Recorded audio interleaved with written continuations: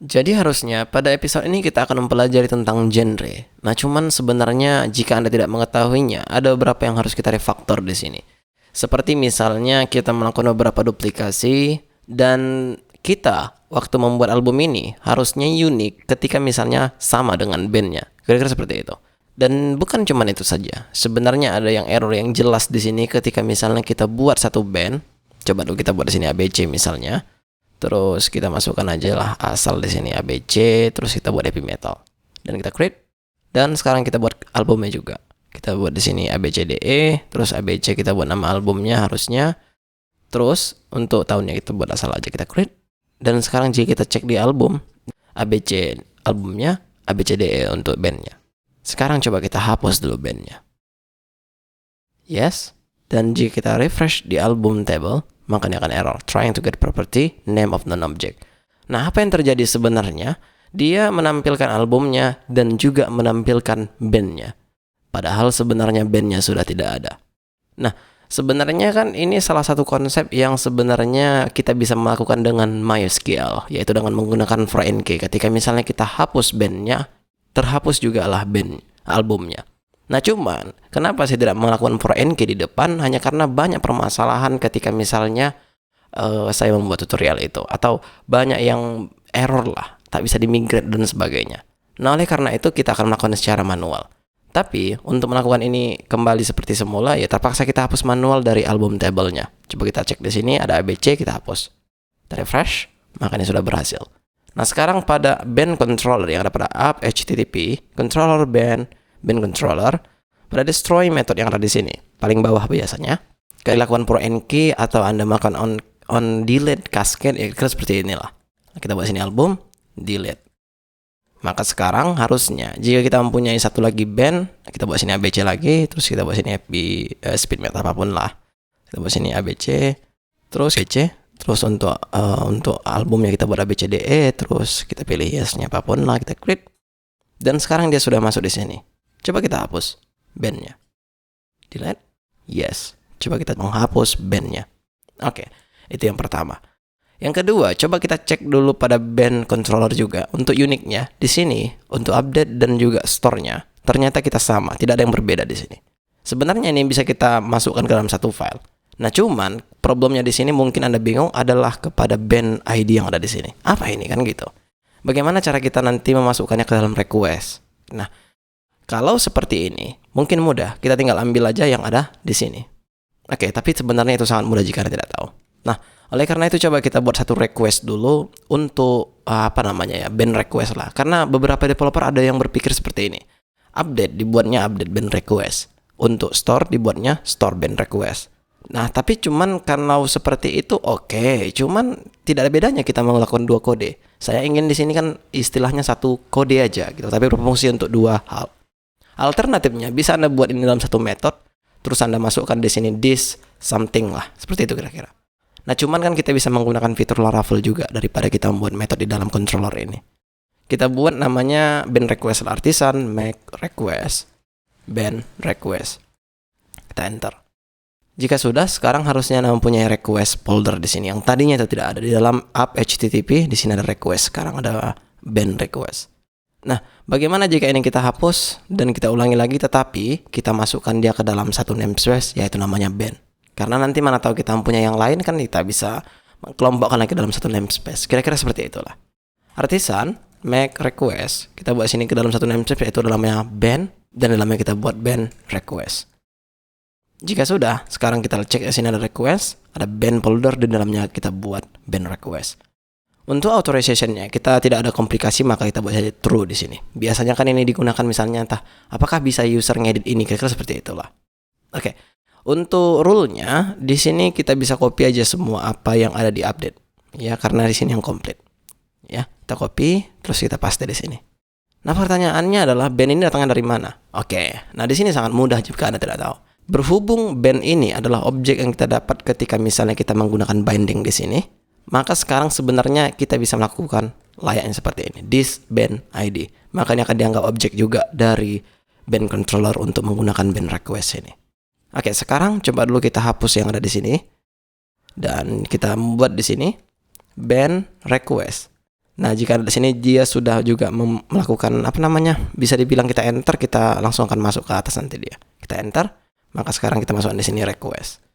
Begitu juga dengan store-nya kita copy dan kita paste di sini.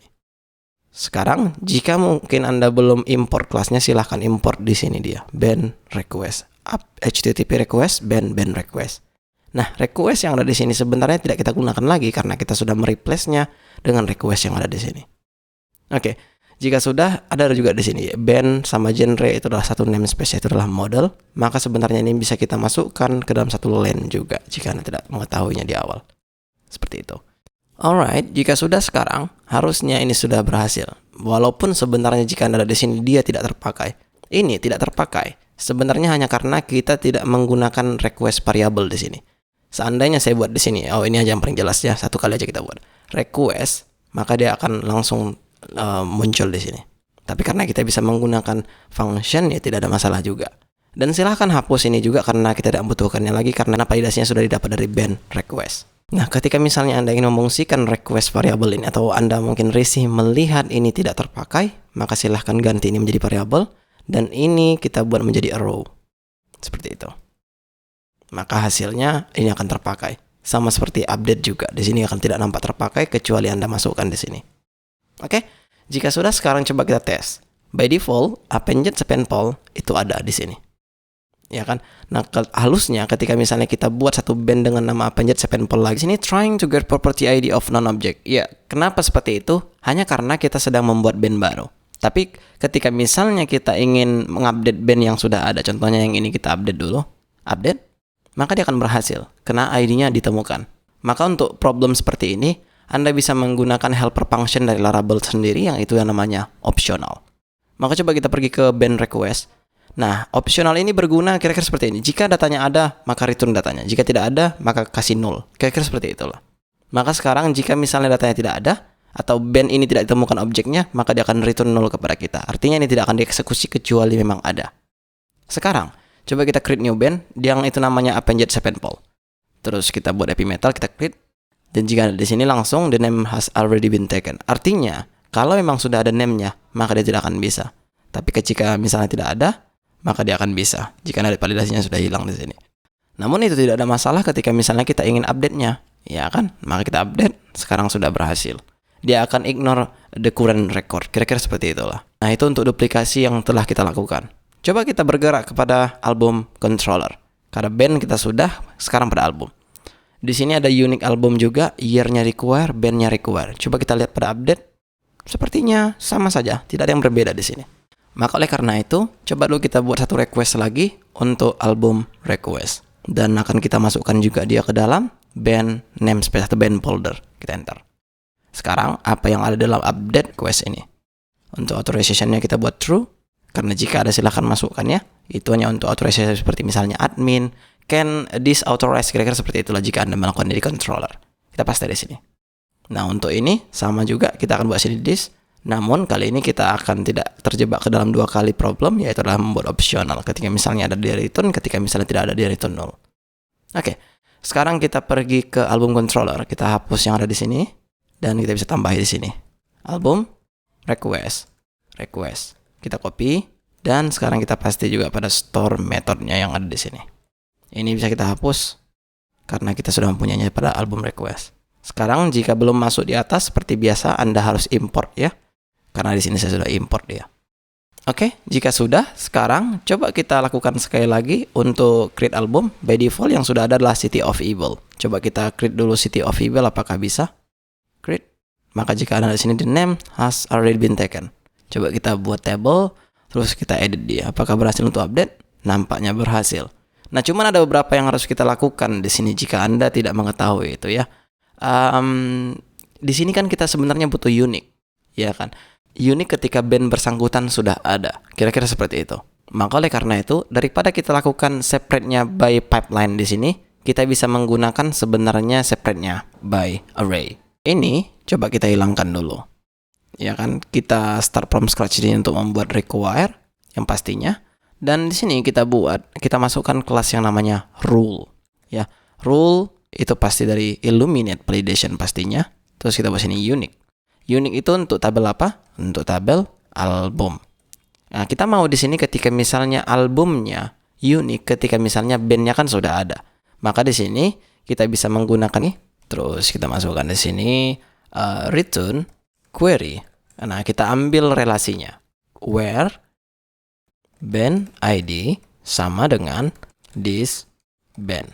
Nah, band ini didapat dari request sebenarnya jika Anda tidak tahu. Dari request band ini. Maka di sini kita bisa buat this band.